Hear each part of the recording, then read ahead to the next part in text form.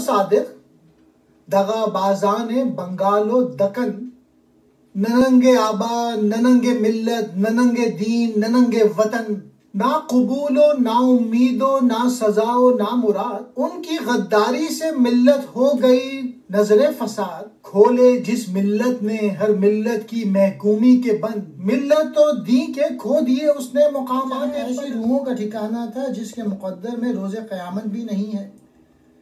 گویا قیامت ان کا فیصلہ پہلے ہی دے چکی ہے، اور ان کی اس غداری کے باعث دوزخ بھی انہیں جلانے کے لیے قبول نہیں کر رہی۔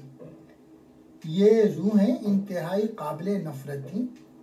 ان روحوں میں دو پرانے شیطان یعنی غدار تھے، جنہوں نے اپنے دو جسموں کی خاطر ایک قوم کی روح مار ڈالی تھی، یعنی انہوں نے اپنے ذاتی اور مادی فائدوں کی خاطر اپنی قوم کو غیر قوم کا سیاسی غلام بنا دیا۔